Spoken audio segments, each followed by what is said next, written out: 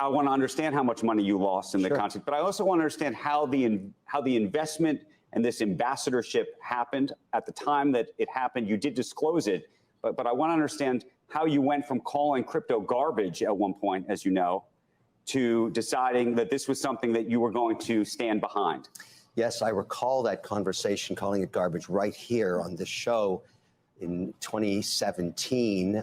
That was a time when a New York hotel was being tokenized here, and I was looking at that, and the regulator let me know they were not happy with that idea. And that's when I stepped away from this, because clearly the regulatory environment was not prepared. Then facts changed. I saw the Canadians issue the first ETF with Bitcoin is underlying, Ethereum, then Switzerland opened up, then Australia opened up. And then I said, wait a second, world's changing, I gotta be an investor. And that started my journey. I'm an investor in the largest regulated exchange in Canada, called WonderFi. The wallets are called BitBuy.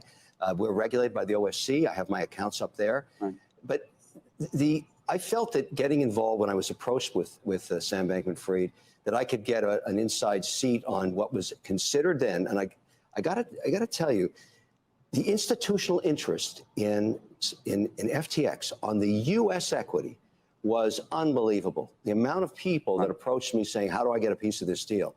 And I said at that time, I am a paid spokesperson. I cannot bring you as an LP. Not a single dollar that I lost is anybody else's money except mine. That's important for me because that's an issue. How much were you paid? Total deal was just under $15 million, all in, including a bunch of agents and that I had to pay because I needed SAG-AFTRA release to be able to do commercials for it. And when I did that, I put about $9.7 million into crypto. I think that's what I've lost. It's all at zero. I don't know because my account got scraped a couple of weeks ago. All the data, all the coins, everything. So. And then I lost the money I invested in the equity as well. Those are zeros too. It was not a good investment, Andrew, okay? I don't make great investments all the time. Luckily, I make more good ones than bad ones, but that was a bad one. Okay, let me ask you this, though. When you made this arrangement, this is back in August 10th, 2021, yeah. You said the following. You said, to find crypto investment opportunities that met my own rigorous standards, that was your phrase, of compliance, I entered into this relationship with FTX. It has some of the best crypto exchange offerings I've seen on the market. Yes. Given that you were the spokesman and ambassador for this company, yes, because what kind of diligence did you do around this issue of compliance, given where we sit today? I obviously know all the institutional investors in this deal. We all look like idiots. Let's put that on the table, okay? We relied on each other's due diligence, but we also relied on another investment theme that I felt drove a lot of interest in FTX. Sam Bankman-Fried is an American. His parents are American compliance lawyers. There were no other American large exchanges to invest in if you wanted to invest in crypto as an infrastructure play. So many of us said, wait a second, who's coming to this deal? We knew, for example, this sounds like Tiger. This sounds like groupthink. Did you know there was no CFO? Look, at the end of the day, to say that there was no CFO is also a bit of a falsehood. This was a nascent industry with a disruptor at its helm, creating positions that didn't have traditional names, okay? That's just the way it was. In retrospect, yes, it's a mistake. However, I feel obliged at this point to go to the end of this, particularly— What does that mean? It means that I need to find where the money went. I'm going to start with my own journey, with my own account.